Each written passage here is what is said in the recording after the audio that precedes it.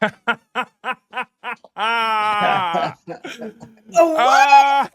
How you do that? That was fast. Right. That's what I'm like. What's going on? How about them Cowboys? Talk to me. Talk to me nice. Talk to me nice, player. Talk to me nice. You guys are tuned into the Linc Up. I am your humble host, Tone DeShields II, and I'm joined by my illustrious co-host, the most amazing co-hosts in the world, Symone Stanley, Lord Brunson, two of the hottest people in the Eagles media right now, two of the hottest people in sports media right now in this YouTube stratosphere. You guys have no idea how magnetic these people are. They bring out the people, and I'm just grateful to be here. I'm grateful to be a part of the energy. So let's just get right into it, man. Let's not waste no time. First and foremost, how y'all feeling today? Let's start with the lovely lady, Symone Stanley. How are you feeling today? I'm feeling great. You know, it's 5 victory Mondays in a row. I got used to winning. I'm used to winning. Everybody in the NFC got dealt, you know. Dallas, we lowered them into their casket. A few teams, you know, prepped the body for us, handled the body, but you know, we took them to their final resting place, lowered that casket, threw a few roses on it, you know what I'm saying? And kissed them Talk goodbye. about it. Then we got to watch the Commanders lose. Commanders lose in a close one. Watch the Commanders lose a close one. Get that shit snatched at home. You know, the Giants do what the Giants did. But we the number 1 in the NFC East, baby. I'm feeling amazing. LB, what about you, brother? I'm feeling good, man. You know, shout out to the Pennsylvania Steagles. You know, I want to start the show with that. Established in, what was it, 1943? You know what I'm saying? The Pittsburgh Steelers and the Philadelphia Eagles had one season where both teams was joint together. And that Steagles union came true last night. When the Pittsburgh Steelers, or yesterday, when the Pittsburgh Steelers showed that rookie something, they showed him a little something. They came out there with that W. And then the Philadelphia Eagles put belt to ass against the Dallas Cowboys. A blowout, a spanking, a destroying. I don't even think I even got time to talk about the New York Giants. Like, the air in my lungs is too valuable to talk about somebody that's running around losing to the Panthers. So I'm going to let y'all live. This is about us being in first place after starting 2-2. This is about everybody doubting us and disrespecting us after starting 2-2. This is about people owing Fangio an apology. You know what I'm saying? This is about Zach Bond being an all-pro this year. Jalen Hurts back in MVP talks. I could go on and on and on. On and on and on. It's a lot, you know. I'm gonna let you go, Tom, because I can go. No, you good. No, you good, brother. Here's the thing, right? We knew that the Philadelphia Eagles was going to come into this season with some level of growing pains. New OC, new DC. You got a bunch of young guys on defense, right? Jalen Hurts coming off of one of his more turbulent seasons that we've seen. Nick Sirianni, a lot of criticism. A lot of eyes were going to be on Philadelphia heading into the season. And when you start the season 2-2, the way they started the season 2-2, it wasn't like they were like, you know, the best performances. But when you start the season 2-2, people have questions, right? And when you're turning the ball over the way they were, people have questions. But then when you come out the bye week and you're as clean, you're as sensational, you're as surgical the way the Philadelphia Eagles have been on all 3 phases of the football, you have to give credit where credit is due. You have to give proper reverence to the ability to go back in the lab during the bye week and just flush whatever happened, rectify your issues, and go out there and play clean football. I mean, I have so many observations from that Cowboys game. But I guess we can just start on the offensive side of the ball, right? Let's start with just the whole notion. The Philadelphia Eagles, Super Bowl contenders. I feel like we knew that after that Bengals win. I feel like we knew that, but I feel like there's no question now. I saw the Lions play last night. I saw Washington play. I watched a lot of football this weekend, and I'm saying to myself, who is definitively outplaying the Eagles right now? Who in the league? Who in the conference? Who? I think the Philadelphia Eagles are Super Bowl contenders. I think the Philadelphia Eagles are arguably the best team in the NFC. And Detroit, they don't scare me as much as everybody else. What's your thoughts on the Philadelphia Eagles standing in the conference and in the NFL? Yeah, I feel like I said this last. I don't think there's anybody that's looking better than us right now. And people are gonna want to humble us. Oh, look at the opponent, yada yada yada yada yada yada. But look at who everybody else is playing in the NFC. We all playing the same rotation of teams. We thought the Vikings was the hot ones. Vikings shown that they is very much beatable. We thought the Lions was just gonna be stomping out fires. They shown they're beatable. So I feel like with the Lions now coming down to earth, people figuring them out a little bit, we are that team. I really feel like it. Like we click on it, we're clicking on all sides of the ball. We got the weapon X in the NFC. We got Saquon Barkley. The offensive line is playing phenomenal. Jalen Hurts is just getting better and better. The Jahan Dotson, like our little acquisitions are starting to heat up. They're starting to get better. When we get Britton Covey back, that extra special teams boost. Yesterday, Nick Sirianni, even though we was putting belt to ass, Nick Sirianni still making good decisions. Like if we just make good decisions and take care of the ball, we're gonna be good. I really feel like this team has Super Bowl potential. Like I don't see like anybody that can stop us unless we beat ourselves. I'm glad you said that, Symone, because LB, I'm gonna let you go real quick. Mm-hmm. Tony Romo said that on the broadcast. He said the way this Eagles team is playing, if they don't beat themselves, they can beat anybody. He said that. That's so facts. LB, what's your thoughts on that? We're the best team in the conference. We're the best team in the NFC. Nobody can beat us, man. I mean, anybody can be beat, but nobody's better than us. Nobody's constructed better than us. Nobody defense is playing like ours. The Detroit Lions turned the ball over 5 times. We took it away 5 times. We took it away 5 times. You know, it's a difference when you're taking it versus giving it up. They won by the skin of their teeth. We put belt to ass because we taking the ball away now.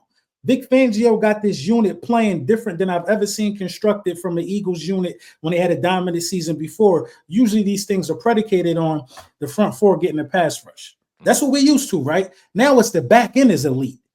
And it's covering up for the front four not being able to get home all the time. The back end is elite. You know what I mean? Quinyon Mitchell, the Cooper DeJeans of the world. We've never had linebacking play like this, man. Now, the only thing that could stop us is the injury bug. That's the only thing that can stop us if somebody got to come in that fills a predominant role. Now, I'm knocking on all the wood in the world right now, pause. But for instance, if Zach, that wasn't that bad. That wasn't that bad. I was quick. I was light on my feet.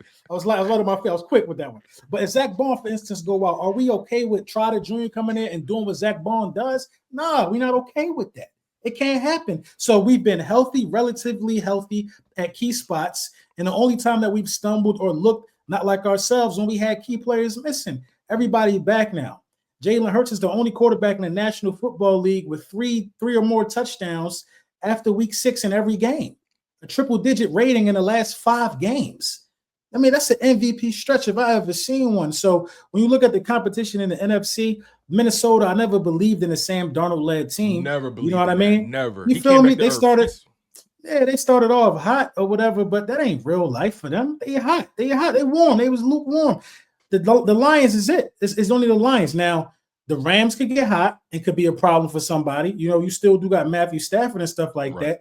I'm not sleeping on the Falcons, but I'm not worried, bro. I'm not really worried too much. When Jalen Hurts is playing like this and Saquon Barkley is being utilized for the check down and making people miss in the open field, it's just so much you got to worry about, man. So much you got. Now Saquon in the open field is on tape now.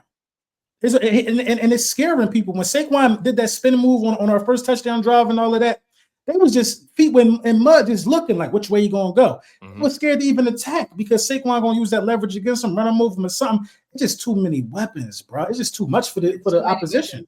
Yeah, it's just too much. You bring up a good point because when you really and just standing on the Detroit Lions comparison, right? When you really go player for player, the Lions not better than the Eagles.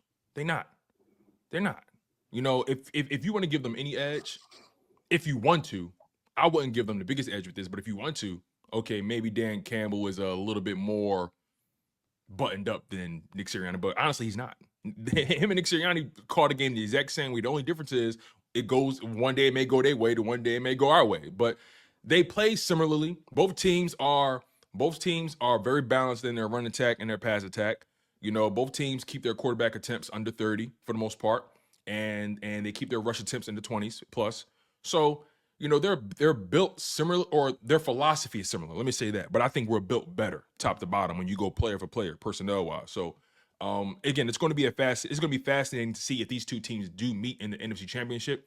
Granted, we got a lot more football left to go. This whole thing can really flip on its head. But nonetheless, though, I want to stay on Jalen Hurts because y'all brought up how dominant he was, right? And I do want to acknowledge that he showed me something. His ability to overcome the turnovers and not fall too deep in the hole, right? Having a short memory, right? It didn't snowball on him. It could have, but it didn't. The first six offensive drives for the Eagles was punt, touchdown, interception, punt, fumble, touchdown.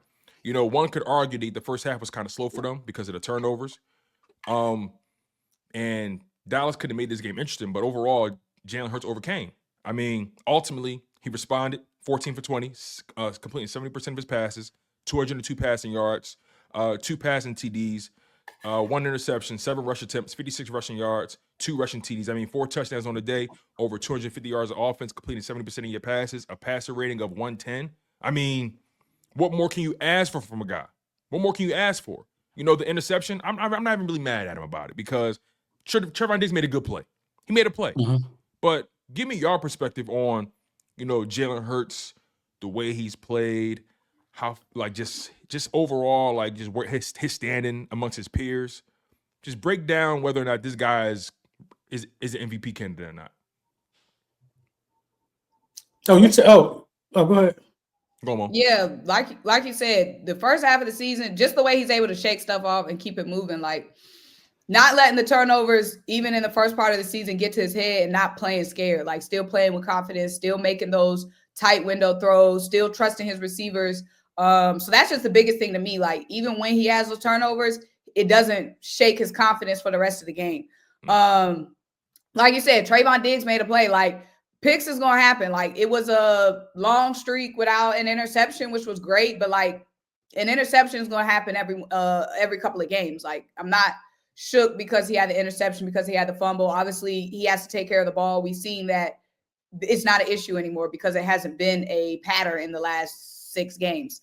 So I'm not worried about that at all. I'm just extremely impressed with the way that Jalen Hurts has been playing these last couple of weeks. Getting everybody involved. Jahan Dodson stepping up. Obviously, when Dallas Goedert was out, the trust that he had with Grant Calcaterra, Johnny Wilson getting involved. Like you said, taking the check downs, being smarter, not even smarter, but obviously he was hurt last year, but the legs being a weapon, being a threat again, just being quick to take off. Here and there, we would see, him holding on to the ball a little long, but not to where it's a pattern.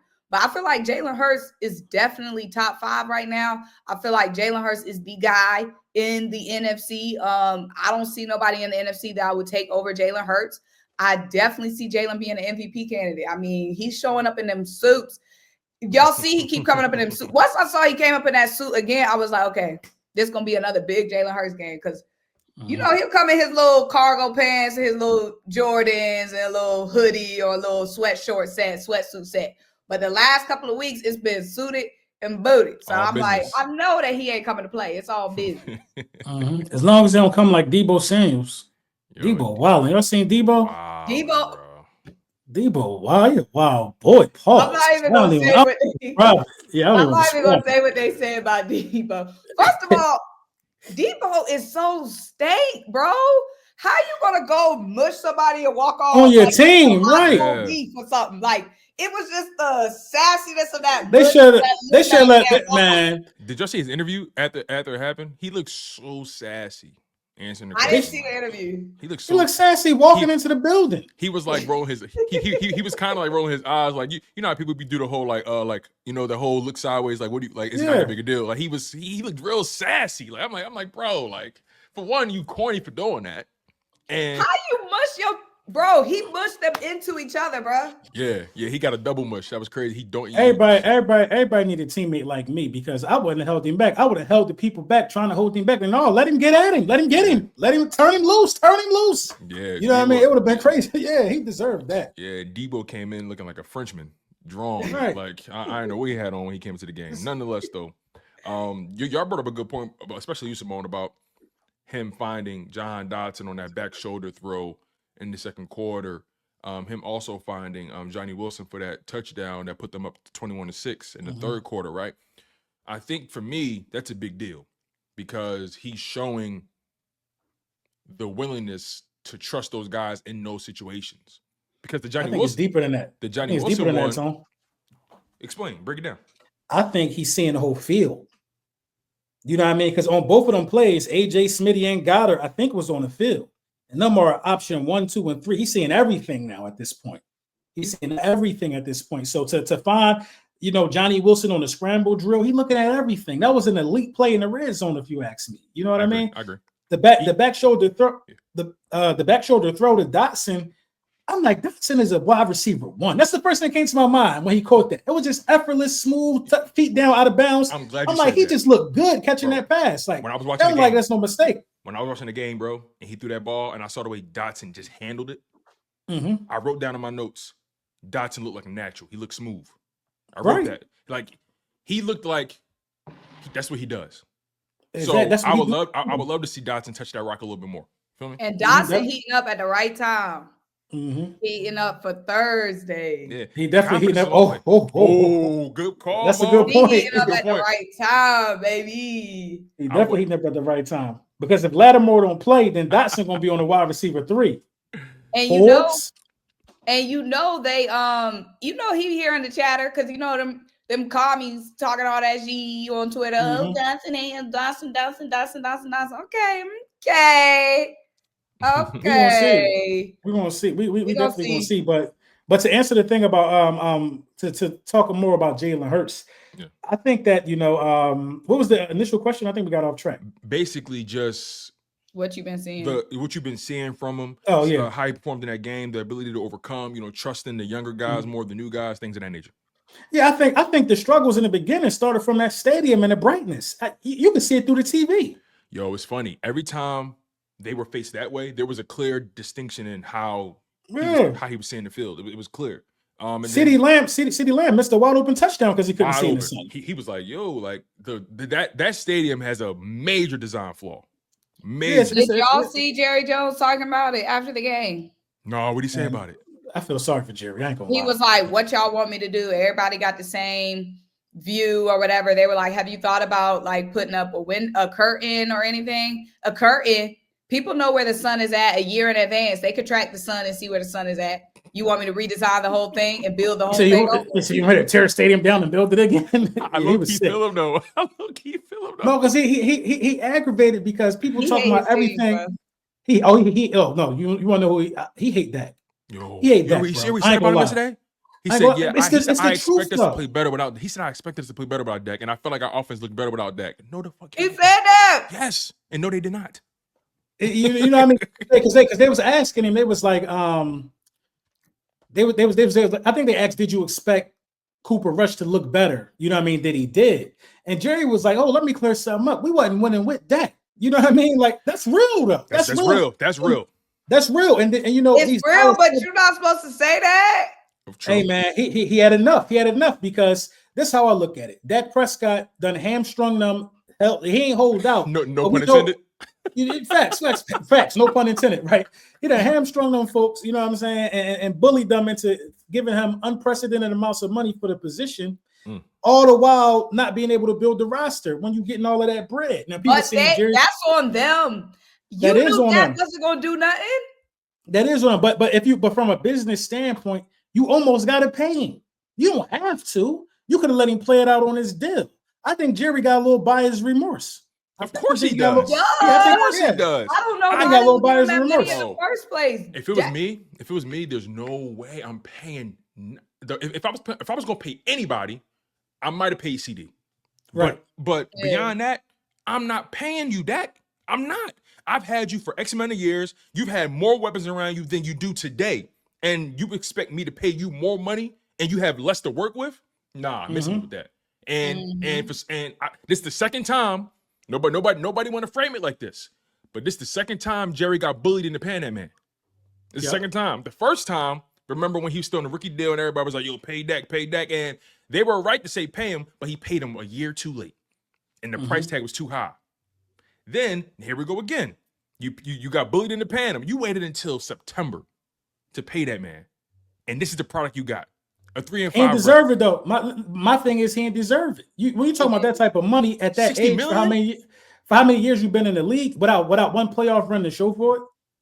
You know what I mean? So you can't be mad. Not a single conference game appearance. That's what I'm saying. That's why I feel sorry for Jerry Jones, because you got the Cowboys content creators who's really running around here on a fanboy parade saying stuff like, "This is what y'all wanted, right? Y'all wanted Dak out the lineup." You know what I mean? I bet you wish y'all Cowboys fan talk, CFT. He went on Twitter. He said, "I bet y'all wish y'all had Dak now." Dak wasn't going to do nothing different in that game. Dak been blown out 5 times this year. You prefer to get blown out with Dak? That makes you feel better to get blown out with Dak? Like, I'm confused. Don't try to make it seem like y'all had a fighting chance with Dak coming into this game. That ain't the case, bro. Your season was over before the game, before the coin flip. It was a wrap. It was written for y'all. You know what I mean? So, like, just take your L and move on. All we did was lower that casket into the ground. That's it. The body been prepped. It was prep. It was the mortician already done they already got their hair cut, makeup, all that already stuff had already the happened. service. Already had the service, already had the viewing. All we did was lower that thing down. Throw the flowers on it. Throw the dirt down there. That's all we did. Dirt, ashes to ashes, dust to dust. It was done already. It was done already. With Dak on the floor.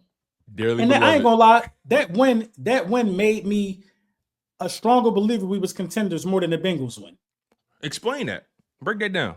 Because them division games could be tricky, and we knew that they was going to give us all they got. They was saving Micah Parsons to come back for that game. You know what I'm saying? They sacked Hurts 4 times in the first half, 5 times in the first half. Yeah, 5 times. The most he's been five times. We were supposed to get their best punch, and they threw. We're just better than them. The offensive game plan that we had was flawless. We would have put 50 up on them if the sun wasn't a factor. The offensive game plan was flawless. It was simple. Let's let everybody get a turn on Carson, whoever that cornerback is. They was working him. That's everybody. Dotson got a turn. AJ got a turn. He was holding Smitty for dear life. I said everybody gets some. No, it was simple as that. We're going to scheme ways to get open on him. Too easy, man. They butt. Yeah.